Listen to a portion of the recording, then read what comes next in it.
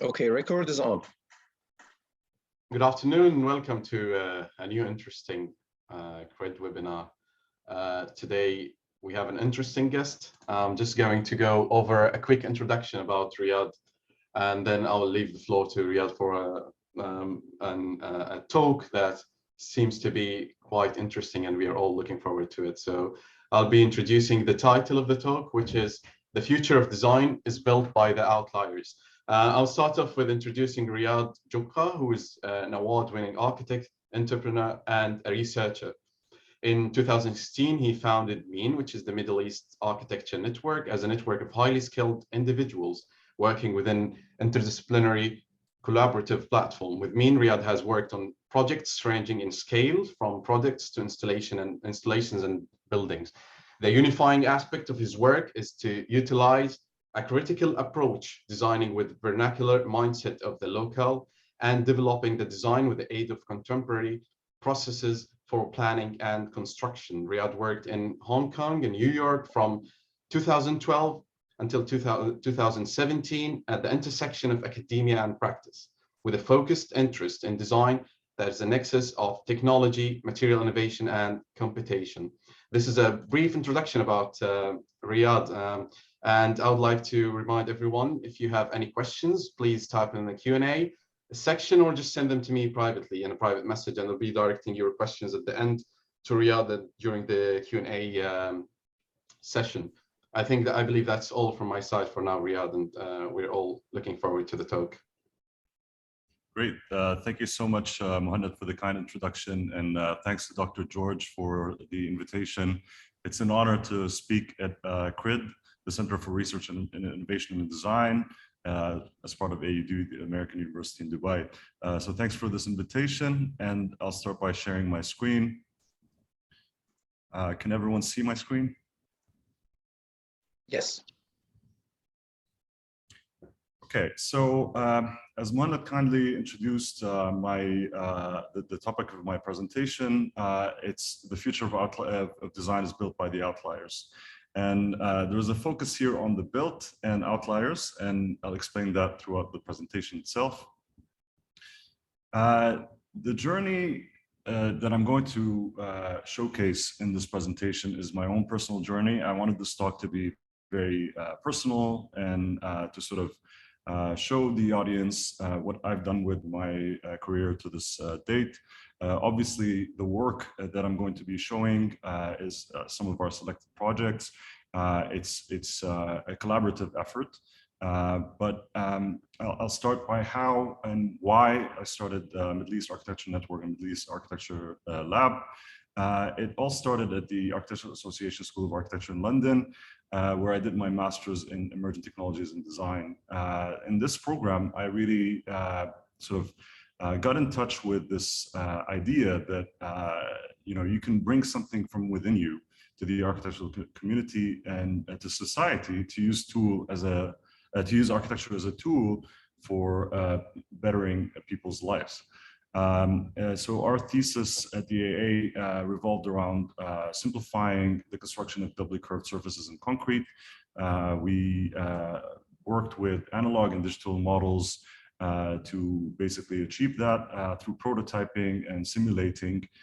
We got to a construction system that could be applied in areas where engineering maybe is unavailable or expensive, and labor is available. So it's a labor-intensive process, but it simplifies the construction of these surfaces by using common geometrical approaches to achieving structural shells.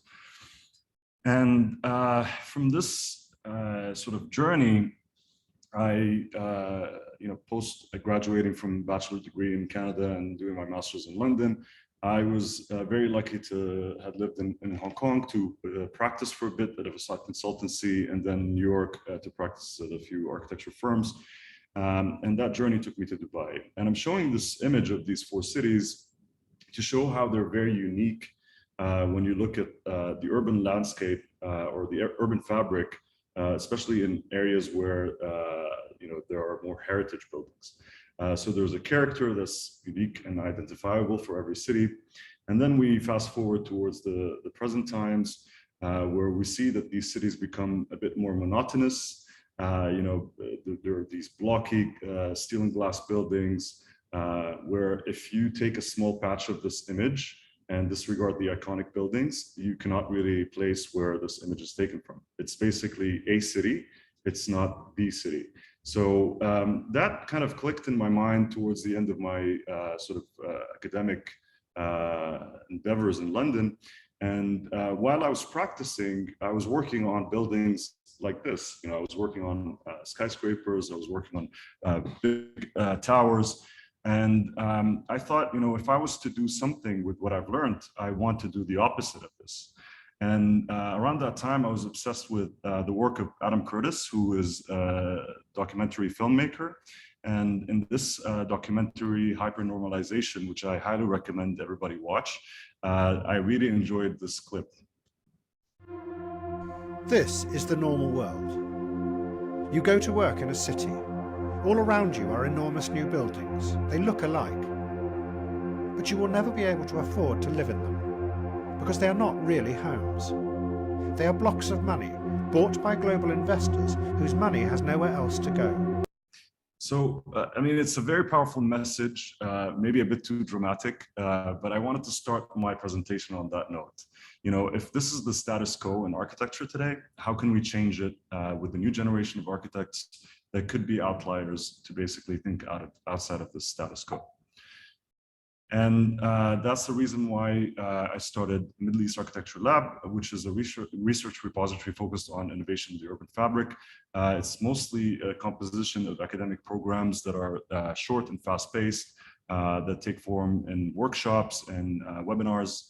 It's a synergetic counterpart to MiddleEast Architecture Network, which is our architecture studio. I'm sitting in the studio today, and the team has been given a day off, so we have all the space for ourselves for this presentation.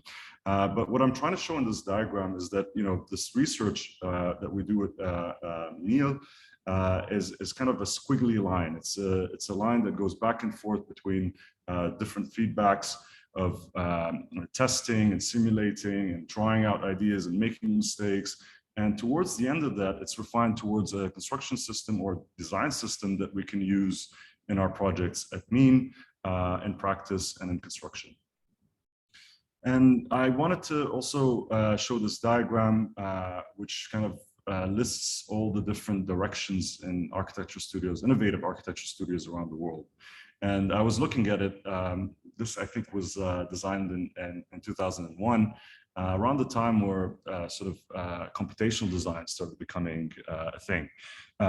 In this diagram, you can see that I've placed Mean and Meal between the technocratic and the populist, and closer to the technocritical, meaning that we'd like to use technology in context, but also to be very critical as to how to create an identity of the architectural landscapes that we create.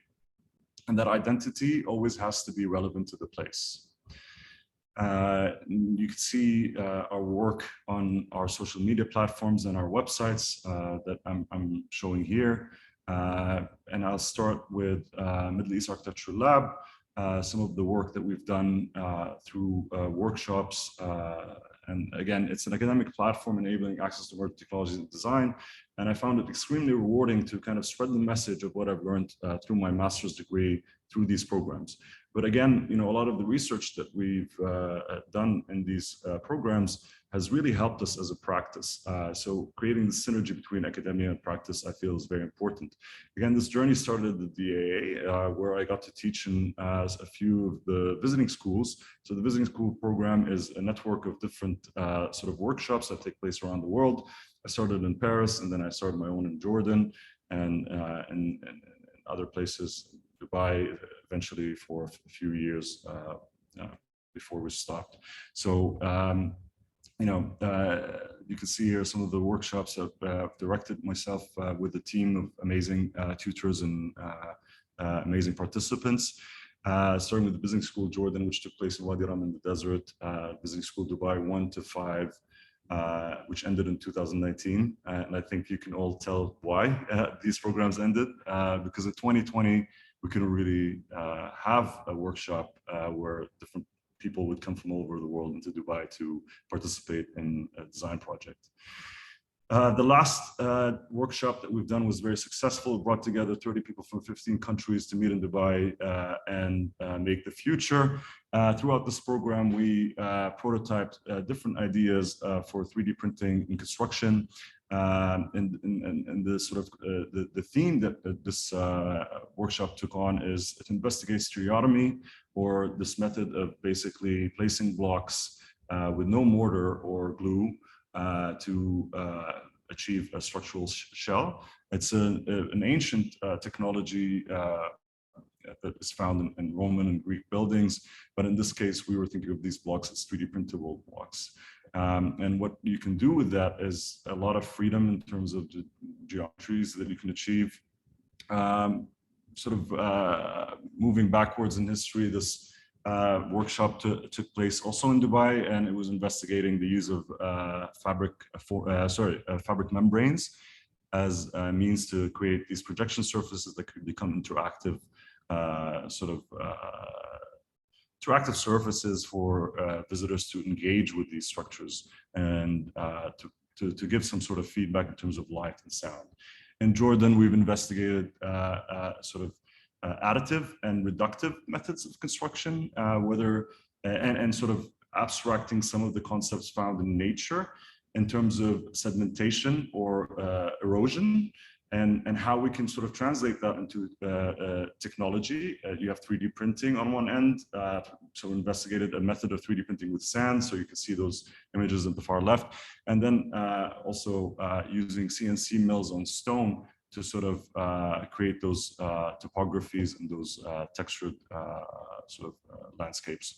Of course, the scales were sort of widely different for these projects, and I wouldn't get too much into that. But also through Meal, we engaged with working with a lot of large practices to get their sort of teams familiar with these new technologies in architecture, because these practices felt that it was very important to get up to date with these technologies. We also work with large corporations like Apple, where we did a residency with Apple. So Apple asked us to basically join at the Apple Store every week for a period of 1 month to showcase what kind of work we can do with augmented reality and design. And we were using AR as a design tool rather than just a tool to showcase a design project. So the participants were designing structures on their iPad, and we had an exhibition towards the end where you can walk through all these sculptures and products that they created. At the far right corner, you can see a chair created by one of the participants.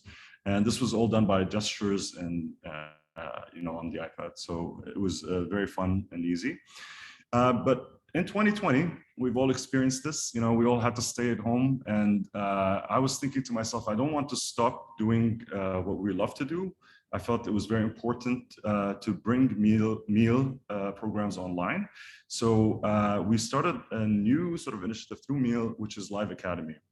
So Live Academy basically connected to a lot of practitioners and tutors from around the world, professors, academics, etc., to give webinars, whether on tooling or lectures in computational design. And we were doing these webinars on Zoom, just like we are doing now, but we quickly sort of designed this website where the recordings are put on this website, and you can sort of buy into these classes through membership. Now you can still access about 6,000 minutes of classes, lectures, and tutorials, 20,000 subscribers from more than 100 countries, and 50 tutors and lecturers from all over the world participated in this. And you can access for free of charge the lectures that were given by architects that I myself admire and sort of look up to in a way, colleagues of mine, or larger firms that have done incredible work from around the world. You can see those lectures for free on YouTube, in addition to the classes that are on liveacademy.tv. So that's mostly the work that we've done with MiddleEast Architecture Lab, or MEAL, and I'll start with some of the architecture work that we've done with MEAL. And MEAL is an innovative architecture practice working at the nexus of design and emerging technologies. I thought it was very important to basically think of an identity for contemporary architecture in the Middle East particularly, but also in other places around the world where we get to work. So it's not to just bring a foreign technology into a place and do whatever has been done in other places in the world, but to take the ecology, the environment, the culture, the history of the place very seriously as ingredients in addition to technology as a tool to create a new language. And in this sort of section of the filming of Star Wars, you can see that the director chose, interestingly, this desert in Aswan in Tunisia as a sort of a landscape for the future on a foreign planet. And I thought that was very interesting because our environment here in the UAE, in the Middle East, is mostly desert, and that could be an amazing platform for architectural prevention. But how we do that has to be very sensitive because these deserts are beautiful, serene environments to be messed with. And an artist's rendering of what that city and planet Tumen looks like. Reminds me a lot of heritage cities in the Middle East, such as Yazd and so on. And it's a very interesting take on how architecture of the future may not be glass towers and steel buildings set up in the desert in a very sort of ad hoc way. So technology is the answer, but what was the question is a very famous quote by Cedric Price, who also taught at DAA. And I always think of it whenever we're starting a new project, because I feel like with technology, we can have a lot of tools that allow us to create this architectural language that I'm speaking about. Around the time that I decided to move out of New York and start my own firm in Dubai, in 2016, Dubai launched the 3D printing strategy. You can see in this timeline the development of 3D printing and I feel like the most important milestone here is in 2005, when this technology became basically the monopoly over the intellectual IP was lifted on the technology because it has expired. Previous to that, Stratasys was the main supplier of all 3D printers, or most 3D printers in the world. And after that, you can actually make your own 3D printer. And that created an explosive sort of stream of makers, designers, and architects that are, participating in this technology and making use of it.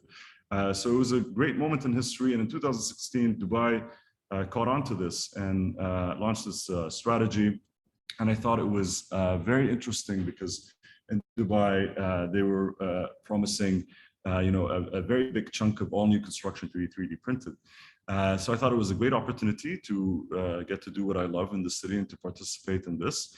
And a more recent article in 2020 by Bloomberg showcasing what the market size could be in 27. And I feel like there is still, that 3D printing was a hype that now started becoming the commonplace. But I'm very optimistic that in the future, we will see more 3D printed buildings, more 3D printed products, and it will deviate from just being a hype, but more so make use of the technology for its benefits. And I'll talk about these benefits in a while. But we started off with this project where we thought, in Dubai, through our work with workshops, we thought that there wasn't a lot of room for designers, students, innovators to partake in using this technology. And we thought the best project we can start with possibly could be an area where this technology is available, the expertise is available, and we can open up participation for designers and architects to come and use the technology to realize their projects, especially in polymer 3D printing. Up to this date in the UAE, there aren't good suppliers of polymer 3D printing that could work at such a large scale as in this render, in this red structure in the background. We thought the space could have a coffee shop, a library, and a workspace for co-working, etc. And you can see from these percentages, we actually designed the building around an Excel sheet, which basically showcases how some spaces would create a synergy in terms of return on investment for investors that we were seeking to participate in basically giving us the funds to start the space. And the idea was that from it, we can operate mean, and for the rest of the space, we can basically provide supervision and guidance as to how to use these technologies for designers that could basically buy into the space with a membership. Now, we didn't really raise the money that we were seeking out to raise, but this process was incredibly beneficial in terms of the learning experiences that we got out of it. In the upper render, you can see the offices, and in the bottom render, you can see the co-working spaces where people can basically, different design agencies or studios could work in. And here you can see the fabrication lab, which is equipped with robotic arms, which today are the best way to basically 3D print with polymers, because they give you a high range of freedom, and you can basically optimize also on speed and material efficiency. And we've also worked on larger interventions in the form of competitions. For this one, the Uri Nauru ferry terminal in South Korea sort of investigates the technology of building these roofs that is very particular to Korean culture and to Korean architecture. But in this case, the roof becomes a sort of a tool for the building to harness its own energy. So on top of the roof, we've installed these glass panels that could harness energy, solar energy from the sun. And sort of the idea is that the building would be self-sustained in terms of its energy usage and consumption. But also these panels developed by Tesla do not heat up under the sun. So they could provide areas for people to walk on and to enjoy the view towards the sort of water. So the area was next to a park and Yewi Naru Lake. This project was designed in 2017.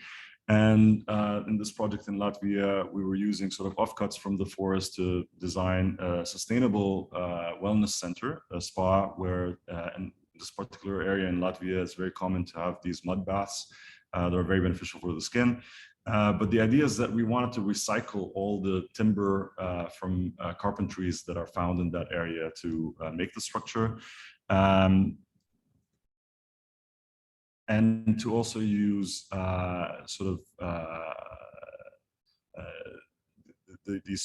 this technology of compressing soil to make these walls for the pods of the spa. That's another competition entry. So all of what I'm showing you right now are competition entries. That's how we started our portfolio at Mean. This is one for an observation tower in Zagreb. The idea is that it's a continuous ramp that goes up towards a lookout point, and another competition in Sharjah for the Sharjah Modern that would host a museum that would host one of the largest collections of modern Arab or Middle Eastern art in the world. The collection is owned by Barjeel Art Foundation out of Sharjah, and we designed a building where the entire sort of space is open. So the galleries kind of meander into these sort of collection points or spaces for people to just wander. And in the center of the entire structure is this large atrium with a courtyard. The idea is that this is a system of columns and arches, which are, very common sort of elements of Islamic architecture. But we took on a sort of brutalist approach to using these large elements of construction to make almost like a building that is very easy to penetrate. So it's not a blocky building that has a lot of sort of large walls or restraints from the exterior, but it's a very approachable building that opens up to the outside and to the inside, while maintaining sort of privacy for the gallery areas, as you can see in this section, and to keep away natural lighting in these areas, because in galleries you need proper artificial lighting to showcase the art. And going back, circling back to 3D printing, how we used it in the sort of cultural setting of the UAE is also through this project. The 3D printed Measureless was a system of sort of annexes that were designed to be built next to a large house or villa. The idea is that you can print your Measureless within 10 days to 15 days. And we've investigated different methods of 3D printing those spaces. A Measureless, as you all know, is a space where guests are received. Typically, you'd have either a male Measureless or a female Measureless. And a lot of times, it's detached from the main house for privacy. In this case, one of the benefits for having these buildings or these small buildings built in this technology is that you don't have a lot of intervention on site. So in the first design, all of these rings, which provide the structure for the space, are 3D printed off-site and then sort of hoisted into site and sort of constructing this space. And this idea, you'd actually bring a large crane, 3D printer that would print in concrete, and layer by layer, you actually construct the space. Now, the benefits of 3D printing residential buildings are many. One of them is speed. The cost of construction is lesser because of less laborers on site, less materials used. You don't need formwork, and the versatility and freedom in design. It's also a more sustainable method for construction because its use of less material, less energy of construction, and because of the shorter period it takes for a building to be constructed, that has a lesser carbon footprint than traditional construction sites. So this is the space that I was just talking about. In this case, to achieve this kind of spatial sort of feel, you would need to 3D print on site. And the idea here is that we wanted to create some sort of roof, which up to this date is a very difficult idea to 3D print a roof.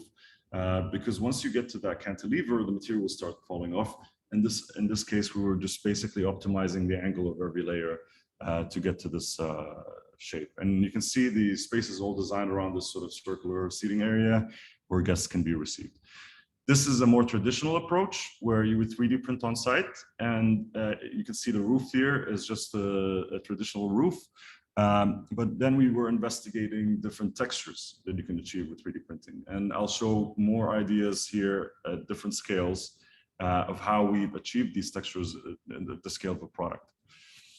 But this is the space that you get from within. As you can see, these are all sort of overlapping walls that let light in, but also create a nice, interesting space on the inside for Measureless to be set up.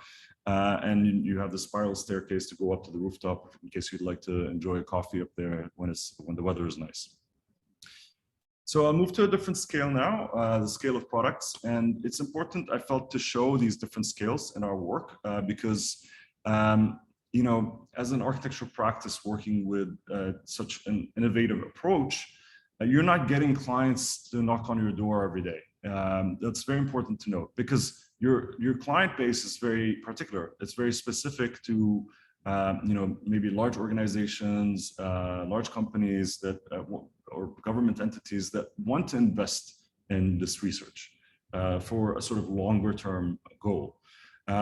So in the meantime, as an architecture practice set up in a city like Dubai, you have to make different sources of income. You have to make passive sources of income to be able to maintain the cost of being here.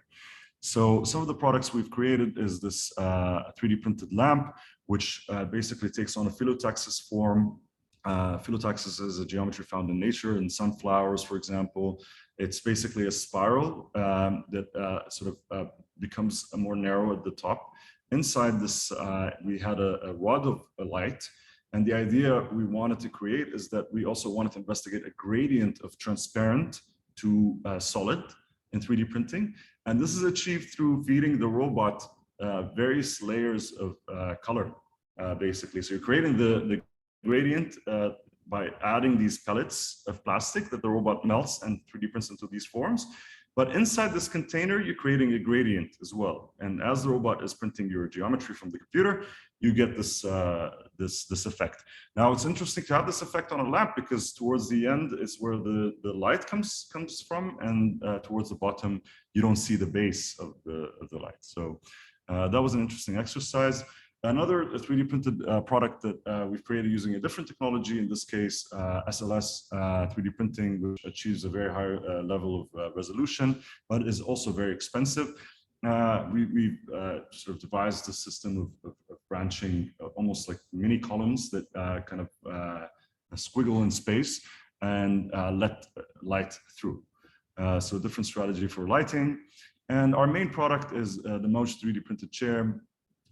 In this case, going back to the textures that I was explaining earlier, we were using the idea of the sine wave that basically takes place, especially where people would be sitting. The form of the chair is designed around different ideas in ergonomics. We took the measurements of the Eames chair, which is a classic chair that is one of my favorites, and it's a very comfortable armchair. But we thought, okay, let's try to make a contemporary take on this. So the main idea is that it's a loop, it's a continuous surface that curves and bulges depending on where you'd like, more comfort, depending on ergonomics. And also important to note is, again, the sine texture, which is basically inspired by the waves of the Arabian Sea. Here you can see the 3D printing process. Behind it, we collaborated with Nagami, which is a factory out of Spain. They're very specialized in making bespoke furniture with 3D printing. Nagami, in addition to myself as a designer, has a roster of incredible designers such as Audi Architects, Ross Lovegrove, Karim Rashid, and so on. So I was very honored to work with them. They actually asked me to design a chair, and then subsequently I had a friend of mine that wanted a 3D printed chair, and that's how the product was started. So you can see in this video the robotic arm printing the chair layer by layer, and this is how it comes off. So it's printed on its side. You can see here there's a rim that then is finished off by hand, and since we've launched this product and started advertising it, we've sold hundreds of them. Of course, it's a made-to-order product, but we sold this one, for example, to Jimmy Choo out of Milan. And the transparent one is also one of my favorites because we always try to pick colors that respond to the concept. So we're making these gradients and colors that sort of speak to the colors of the sea. And in this sort of black edition one, we've imagined the sea at night. This was an armchair 3D printed for Her Excellency Noor Al-Kaabi, the Minister of Culture. The gradient chair is very interesting, as I've explained the process earlier, but it's very difficult to achieve, especially with the level of detail that we have here. So the sine curve, as you can see, it takes place only where your body touches the chair. And it's extremely comfortable. A lot of people ask this question, is it comfortable? Yes, it is. But also it has a very interesting quality because the polymers we're using have some sort of elasticity. So when you're sitting on the chair, you're leaning back, it moves with you. And it's a very interesting sort of phenomena that we discovered after actually making the chair, because when we were prototyping it on our printers here in the office, the material is not the same, so it wasn't it didn't have that give. And we've also investigated making furniture with concrete 3D printing. In Dubai today, we have a lot of resources for concrete 3D printing, and we were asked by Dubai Design Week to imagine this, or sort of to make use of this technology for a series of urban furniture. So Measureless is our proposal. It's a modular design system for urban furniture. There are many different iterations to how you can use these blocks. So there are 3 different types of blocks that you can use in the system. And you can use them as an arch, you can use them as a full circle, and so on, depending on where in sort of the urban landscape are you placing them. Of course, every organization has like a different sort of seating arrangement and a different way to sort of socialize within the space. Installations and pavilions are very important for our work. Why? Because you get to build something and you get to test these ideas at a larger scale than products. One of the first buildings or pavilions that we get to build in Dubai was the Audi Innovation Hub. In this pavilion, we were investigating the idea of having a super lightweight structure and combining elements of digital manufacturing, tensile sort of structures, and sustainable methods for construction in this very lightweight structure. The structure is composed of 3 walls that are connected but lean into one another. And the outside of the structure has this frame where tensile cables hold everything together. So the entire structure is held together in tension.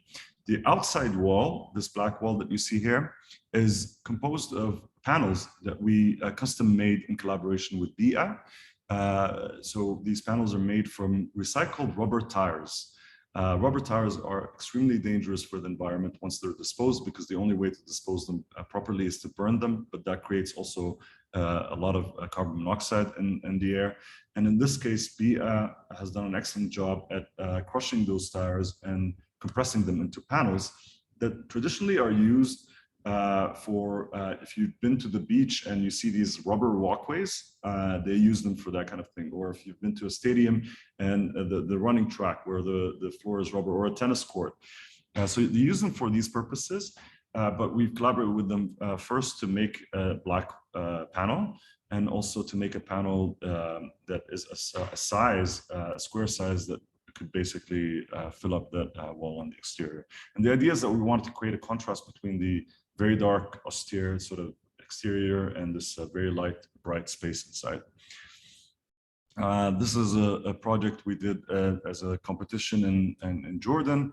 And the idea was to commemorate the efforts of the United Nations for peacekeeping around the world. So the middle part was composed of these aluminum pins that basically show the topography of the world. And on the left and right, some images as collages of these interventions of the UN. We won the competition and never got built. This installation we did for Amman Design Week, where we investigated CNC stone carving to make these landscapes that represent an arid environment, to raise awareness around water scarcity problems in Jordan. These cracks in earth were simulated digitally, and then each piece was carved out of limestone, which is a common prevalent building material in Jordan, and they were installed onto sort of a water jet steel frame that we then at the last minute decided to throw acid on, and it gave us this really nice patina. So it was a nice, interesting project that weighed around 2 tons. Eventually, the National Museum of Jordan took it on, and now it's sitting in the garden there. We've also designed a lot of pop-ups for fashion brands. And this one particular one, I really like this project because it was done on like almost 0 budget. We just discovered that we can use this material that has a wobbly effect. At the beginning, our fit-out contractor advised not to use it because it would not reflect the light properly. But once we started creating these hexagonal pods for Harper's Bazaar, we've realized that it's actually such an interesting space to be in because it just warps your perspective. This pop-up was designed and built in Mall of the Emirates. And this one for Man, sort of a perfume brand out of Switzerland, we wanted to create this pop-up because it's a temporary structure. We wanted to create a structure that could basically eventually be folded and packed into a truck and maybe reused in the future. So we investigated the use of fabric strips. Of course, all of these strips were digitally simulated and then digitally fabricated using a laser cutter at different shades of yellow, and creating these arches with these modules. So the whole thing was assembled onto a triangular frame. You can see that in the center image here. These triangles were basically pre-manufactured and then hoisted onto site within like maybe 12 hours. So it was also successful as to, it was very easy to install it. It was very lightweight, and it was really easy to deinstall it and stow it away for later use. The pavilion had different moments between these arches where you could experience different scents produced by the company. And one of our earlier ideas is that you can just basically, instead of having these pedestals, you can rub the scents onto the fabric itself. So as you're in the space, you can get immersed by the perfumes. But for them, logistically, it wasn't possible because they wanted to have people take samples with them. I mean, that's basically the purpose of this pavilion for them financially.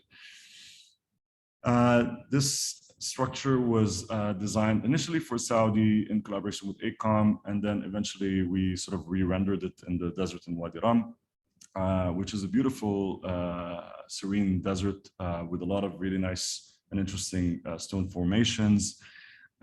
This drone footage was taken by my brother Hashim, and you can see the expansiveness of this desert and the beautiful red sand and stone that it has.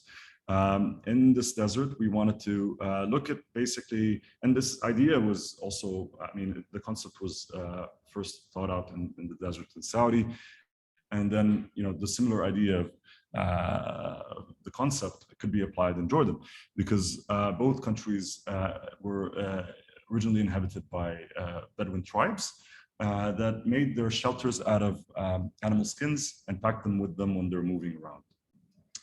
And these tents basically are membrane structures that are lightweight, they're efficient, they're easy to use, and they provide shade against the sun. So we thought, what could be, you know, the tent of the future? And if we're looking at the present, a lot of these tents for sort of glamping started popping up in different areas around the world, especially in Wadi Rum in Jordan. I'm sure you guys have all seen this Mars habitat, they call it, which almost looks like a colony on Mars, which is another thing I love about this area, is because of this red sand. It's a lot of films have been shot in Wadi Rum that basically imagine the desert being as part of Mars, or a landscape in Mars.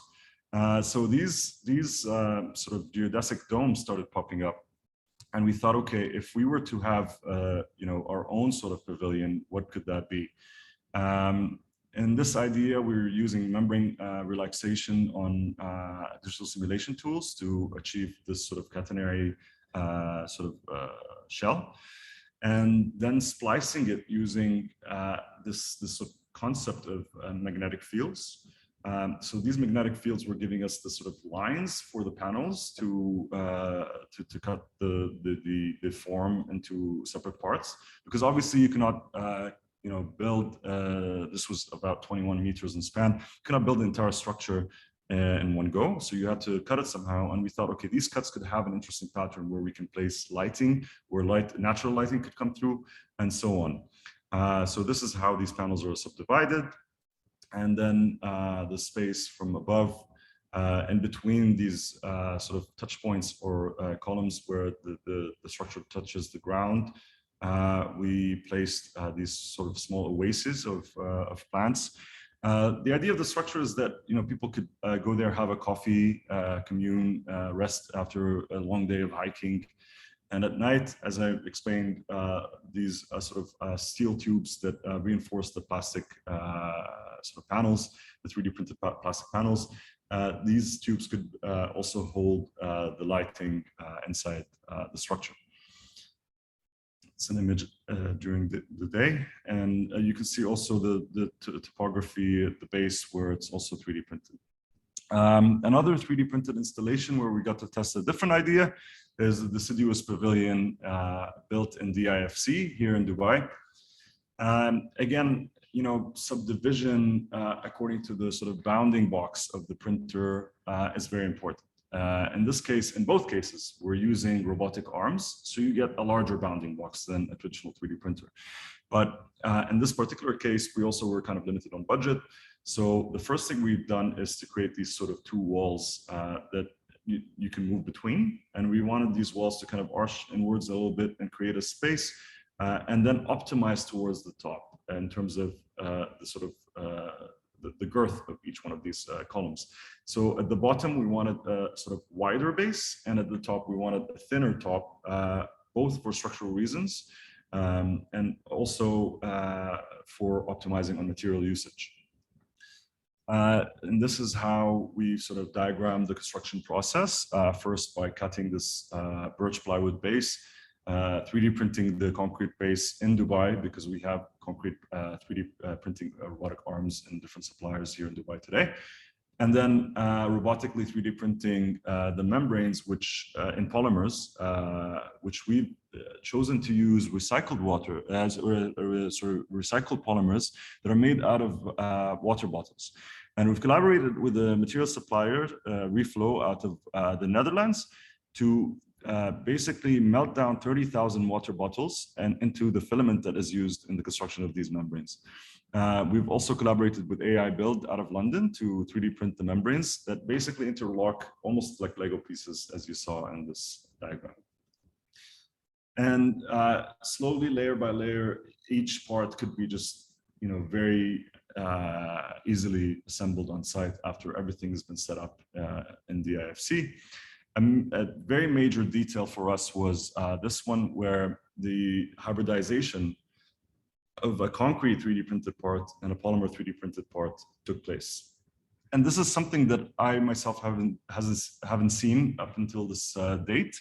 And it was very challenging because the lower part of the members had to basically be anchored into the concrete base. And you had to create a very sort of solid and sort of heavy base for these large members not to sway with the wind, or not, if a kid basically holds on to it, which happened, it wouldn't crack or wouldn't break on top of their heads. So this is the detail that allowed us to do all of this. And it was a very intricate detail, but with the sort of high resolution of 3D printers, we were able to achieve this detail.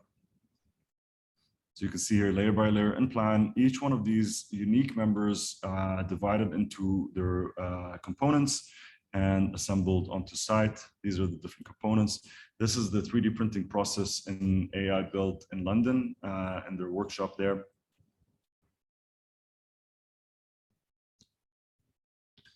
And this is the final product.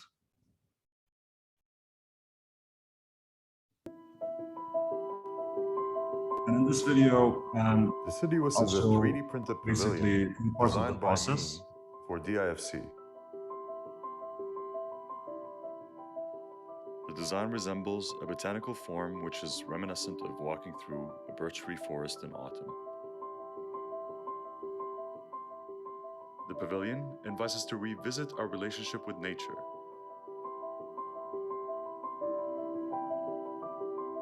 We used innovative technologies in the design and fabrication of the project, and we use robotics to 3D print plastic filament that is recycled from 30,000 water bottles.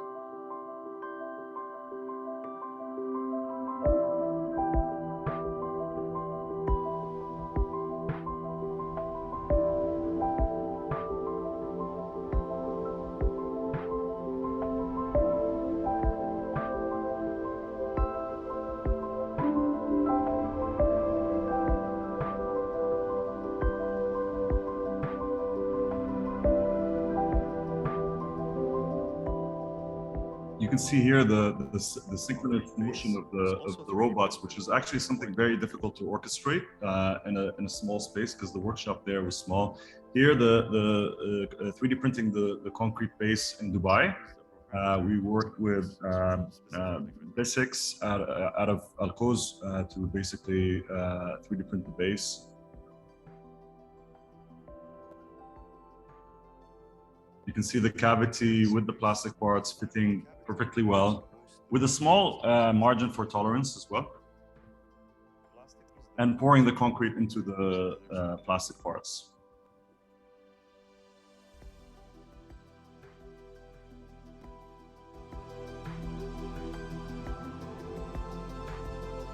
The pavilion was widely published and visited by a lot of people during this festival in the IFC.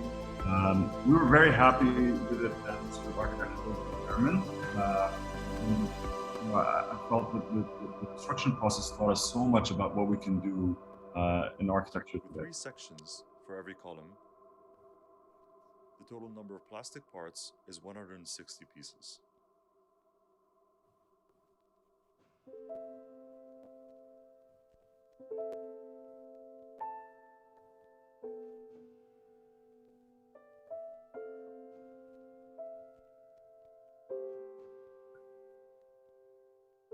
Kids love playing inside of our pavilion because of its playful form.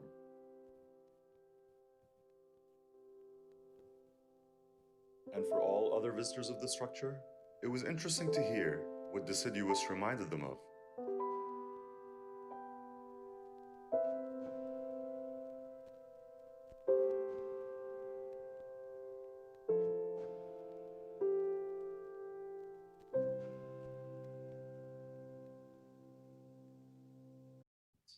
Another project that I'll go through very quickly is this proposal for Expo 2020. Expo had invited us to pitch an idea for the roundabouts at the entry points of the Expo master plan. We chose to work with the Expo logo, and architecturally we wanted a space where you'd have these columns that are 3D printed individually. These columns would harness their own energy from the sun and project it as light during night.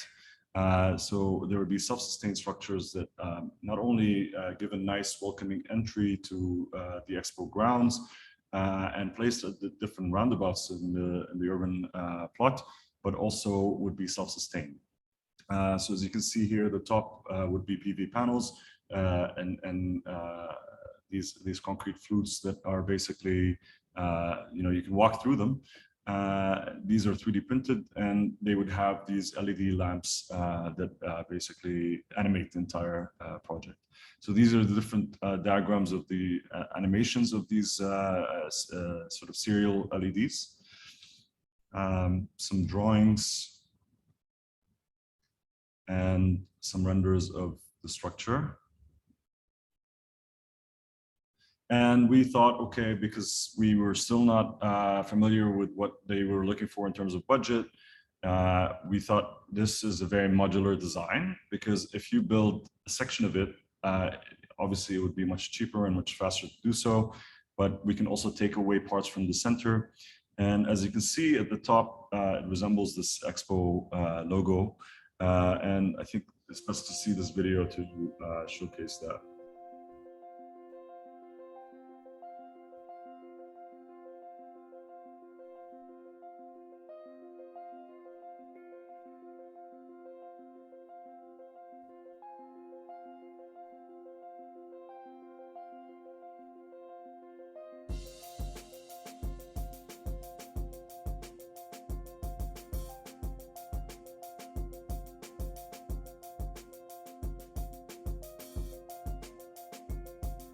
These are the different lighting patterns that you can have onto the structure. There's a view from inside your car.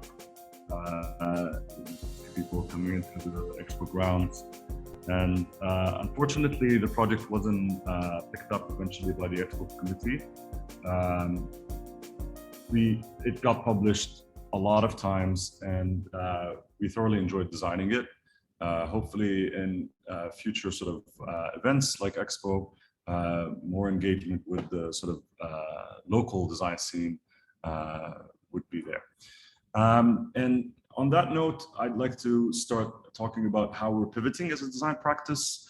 At the moment, we are still keeping a lot of these ideas and these aspirations in architecture in our DNA, but we're focused more on smaller scale projects. After 3 years of working on these proposals, we've realized that it's most important to build and to build more and to build better. And that's not to say that we need to design and build what everyone else is building, but to also be sort of more grounded in how we approach clients and what kind of work we can show to them to be able to win more projects like that. So this is matcha bar that we've designed in Dubai Mall for a private client.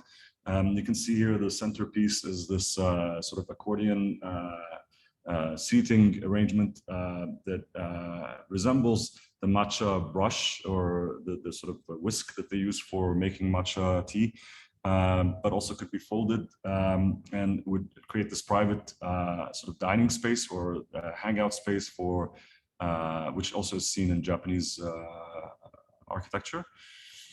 And we are now just finishing construction on 2 F&B outlets in New York City for the Migrant Kitchen, who have an amazing mission for feeding people in need through selling amazing food that is a hybrid between Middle Eastern and Mexican food.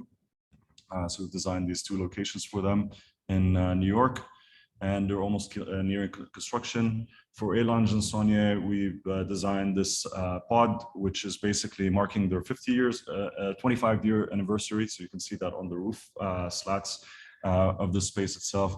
This pod would be 3D printed. They're really pushing for it to be 3D printed on site in Dubai Mall. I think it's impossible, but let's see what we can do with that. The space is very interesting and represents sort of the material palette that Elange and Saunier uses in their projects usually. But these walls are 3D printed concrete. And a proposal for a residential building, House 00 is basically a retreat for being in nature, which is not something that we have so much of in the UAE, but it's a new trend where well-being and sort of being surrounded by nature is becoming more important, especially after the pandemic. People were starting to want to go out more in nature and outside of the city, and this is where this project was designed in Jabal Jais to look out onto the mountains. The exterior is designed to be made of these limestone blocks that are modular. And the interior has these very expansive, nice spaces that resemble a lot of ideas found in a traditional Middle Eastern house, but in a contemporary take on that. And this is a video showcasing sort of a walkthrough of this project. Now, this project was designed for Dubai Design Week. We wanted to get more into the residential market. We felt it's very important, especially in Dubai. There's a larger market for this and more clients to reach out to. But we also wanted to make a house that sort of resembles our own architectural ideas. So we were the client for this house, and we sort of, it's almost like a research project that we've done a lot of work on, but we were always showing it to clients to show them that, we have designed a house. It's not just cultural buildings or landmarks or pavilions or products. There's another house that we've just worked on that I can't really show now, but it also resembles a lot more ideas of what we've done with technology and design. Maybe in the next seminar, I'll be able to show it. So that's our work. Thank you for listening, and I'll leave you with this one note. Outliers is a word that I've sort of taken and remembered from this book by Malcolm Gladwell. In this book, Malcolm Gladwell says that, or it is a very famous theory that he came up with, that throughout studying a lot of outliers, or people that are really good at what they do, that really excelled and became famous doing what they do and what they're passionate about, all these people have a common thread, which is that they had to work almost 10,000 hours to get to the level of skill that it requires for them to do something outside of the ordinary. And it's very important that, what we take away from this talk today, hopefully, is that it's important to be outliers out there in every field that you participate in, to really believe so passionately in your ethos in this field, and to work very hard to go against the odds to create something that is extraordinary. Thank you. Thank you so much, Riyadh. That was interesting, and I think comprehensive talk. Thanks for the talk. I think maybe I'll start off with a few questions. Also looking at perspective that we have a lot of attendees today, students, as you know. So when you started your firm, Riyadh, there was a balance, a much needed balance between keeping the firm going. So you would like to get a project, or for example, you're going into a lot of architectural competitions to win and then construct a project to keep the firm going. At the same time, to do research, as you showed. So how did you find this hard balance of a startup that wants to go through a research process at the same time maintain the fund going and maintain the firm? Yeah, that's a very good question, actually. I mean, part of being an entrepreneur is to find different solutions for passive revenue streams and multiple revenue streams. So if one door shuts down, you have another revenue stream that could keep things going. Throughout our workshops, we've designed them in such a way that, you know, first and foremost, we do something interesting, and that, you know, participants would get something out of it, and that we also get something out of it in terms of the research, but also financially to sort of keep things going. So that's one revenue stream that we have, the products that I've mentioned, and also not being shy to participate at different scales, because every proposal that you get by a client is an opportunity to do something interesting. So if someone throws at you a pavilion, it's not to say that, oh, I don't do pavilions. That's, you know, outside of, I'm an architect, I only design master plans and skyscrapers. No, pavilions could be an extremely interesting way to investigate, you know, an extraordinary idea at a small scale to get to apply it eventually at a larger scale. So it's through these diverse revenue streams that you can keep things going. It is tough. I'm not going to lie to you, because if you basically take the sort of traditional route and do the status quo, you'd find a lot more clients, and people would understand more what you do. I feel like if you're doing something outside of the ordinary, it takes longer for people to absorb it. It takes longer for it to become the trend. And a lot of times our clients come in seeking what they've seen as a trend. So yeah, I hope that answers your question. Yeah, it does. Thank you. I have a few questions also in the Q&A, but I'm going to list them as per the discussion and how the discussion goes, including one of them asking you, I think one of the participants, if you do internship. And then I think we discussed before the webinar if there's a chance to go, or I mean, in a quick tour in the office, so maybe we can keep that towards the end. Another question would be is it possible to print reinforced concrete? And this question would be in two parts. As we saw in the Measureless, I think that you showed us, you know, that printing with concrete is quite challenging, including not having voids in the envelope. So how do you actually balance having the fundamental needs of a house, of a day lighting and openings in general, when you go with this technology? And it would be a way, or would be an obvious question for a client who's not really familiar with the technology, or as simple as I would like to have a window to look, I want to take advantage of the view. Yeah, no, of course, you can have windows in a 3D printed building. Basically, the way it works is that you have to imagine, let's say we have a curved wall. You have to imagine this wall built in sections, horizontal sections that are layer after layer of sort of a small beam of concrete. And these beads of concrete build up towards the form. Now, if you build up towards the form here and here, you can keep an opening for a window. You can seal that off and have glazing. That's completely fine. The more complex question, I feel, is how do you have reinforcement? And in our most recent project, the second house that we've done, it's a 3D printed house in the desert, and we've collaborated with WASP out of Italy, which are the pioneers in 3D printing in concrete. WASP had just completed the Dior store in Jumeirah Beach. You can go and take a look at it. And their technology allows for cavities within the sort of the wall makeup itself. So if you imagine the wall makeup, it's basically the line that you see outside, the line that you see inside, and in between there's almost like a squiggly line that resembles a beam. Now this line could be any pattern, and in this pattern you can have sort of circles that are printed where you can insert the structural steel rods and pour again with concrete. Interesting. Thanks, Riyad. Again, I'll just leave the question of the internship towards the end. So there is a question here. So how do you use parametric design and advanced technologies and still maintain a balance and a human touch, for example, to create architecture that's not alienating or dependent on mere visuals? That's a very interesting question. You know, I've tried to address this idea at the beginning of my talk when I said, you know, the architecture of the future needs not to be sort of a sterile architecture where technology is used to basically show off what technology can do.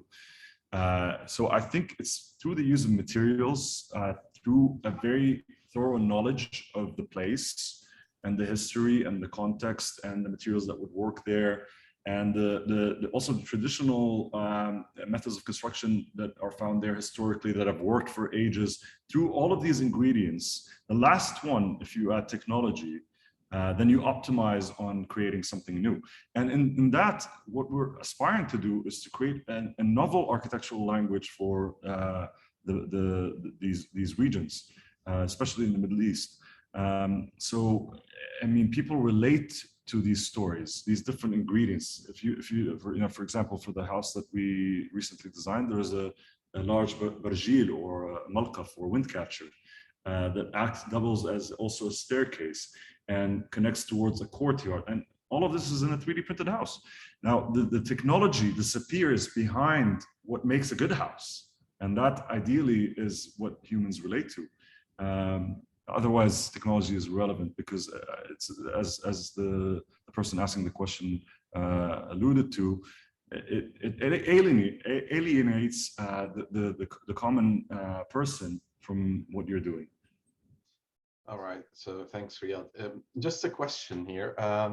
Do you find any challenges in actually introducing this technology to clients? And when you get to the field of, I mean, in the real field of architecture, do you see a gap between the awareness of people still and clients using, or do still clients are willing to take a risk of using advanced technologies in their projects? We're talking now, of course, we're not talking about installations, we're not talking about product design. I'm talking about a scale of a building. Yeah, interior scale of a building. So what we normally do is in initial stages of the project, where we're submitting a pre-concept package, for example, what we do is, I mean, obviously you have to start with Architecture 101. You do a sketch of a plan that works well, you iterate on that until it works perfectly well. And then once you start detailing some elements, you add some touches where you're using technology, both on the digital side when you're simulating, let's say a screen, or let's say some sort of flooring or like an interesting roof and so on. You add those elements and, you know, eventually it comes down to the budget sheet. If those numbers don't add up for the client, they're going to say no, because we're going to make those elements fit into the project in a way where it looks more interesting, gives more unique character, and it tells the story more thoroughly. But then if the client doesn't have the budget for it, then, you know, it's easy to kind of take away elements. And projects in architecture are always a work in progress. I really believe this. It's really hard to, you know, take your hand off the pen and just, you know, say this is it. So it's that through that process that the project develops to be what it is. Okay, I'll just head to the last question, and then maybe George wants to add something before we end. So, do you do internships? And then Slash, can we take a tour in your office, a quick one? Sure, we do internships. If possible to do that after I just ask my question, Riyad, if you don't mind, and then we can do this as the end.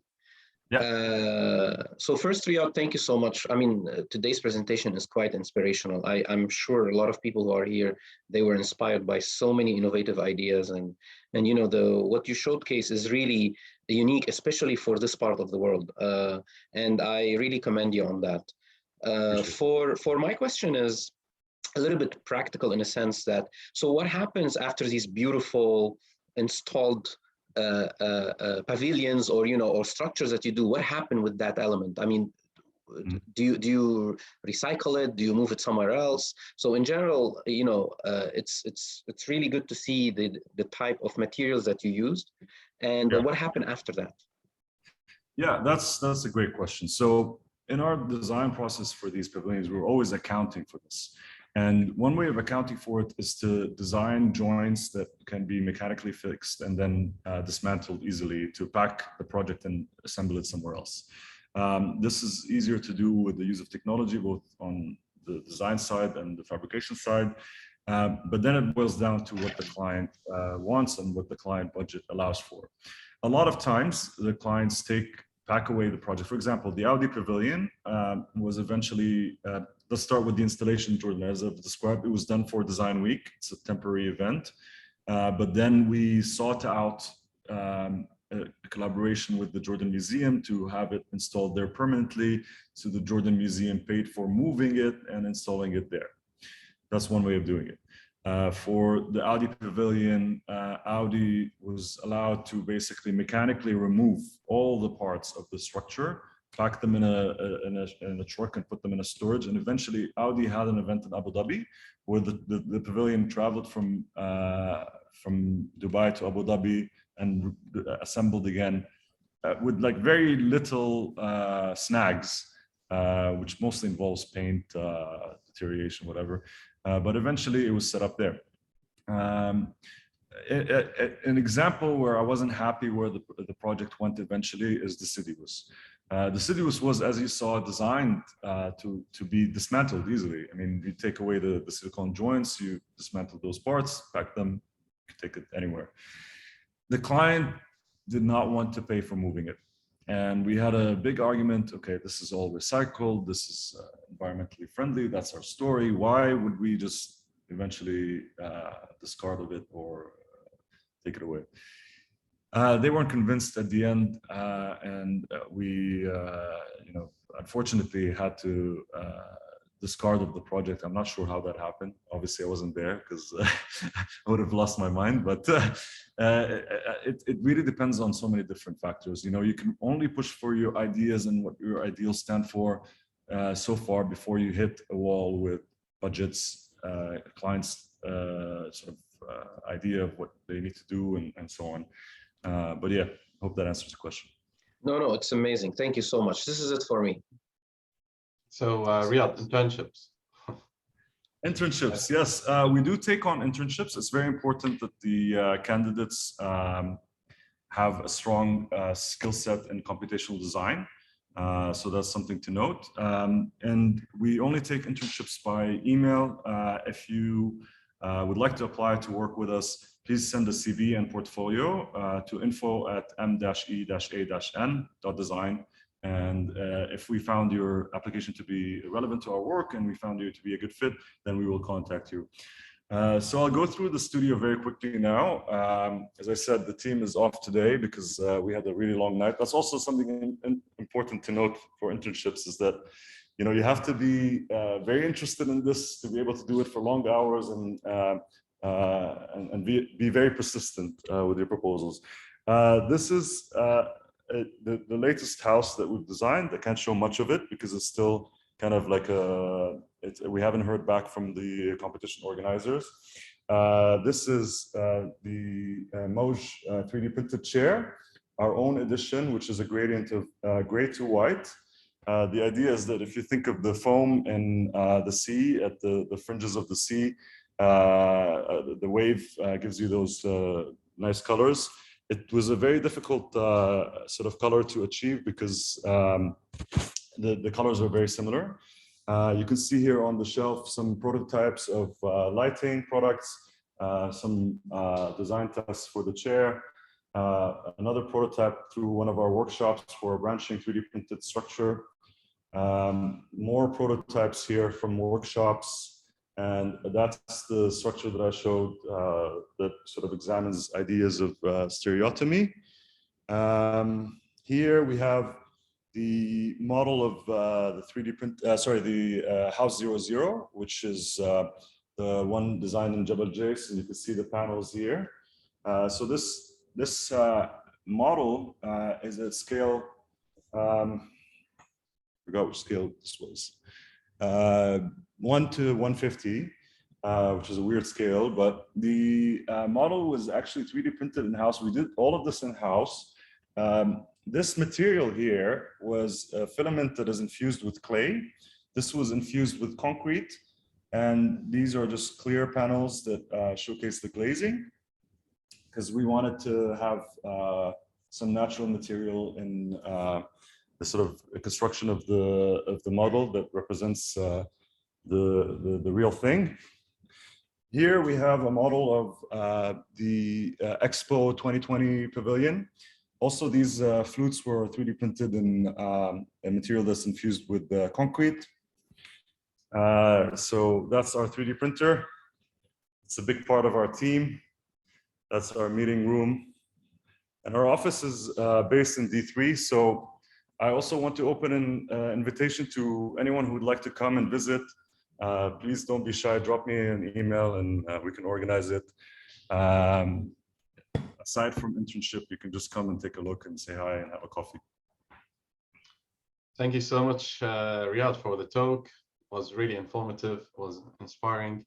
So thanks for the talk and thanks for the little tour. I think you will receive some emails of maybe interested potential visitors to come to your office. Thank you, Riyad, and thanks for accepting the invitation.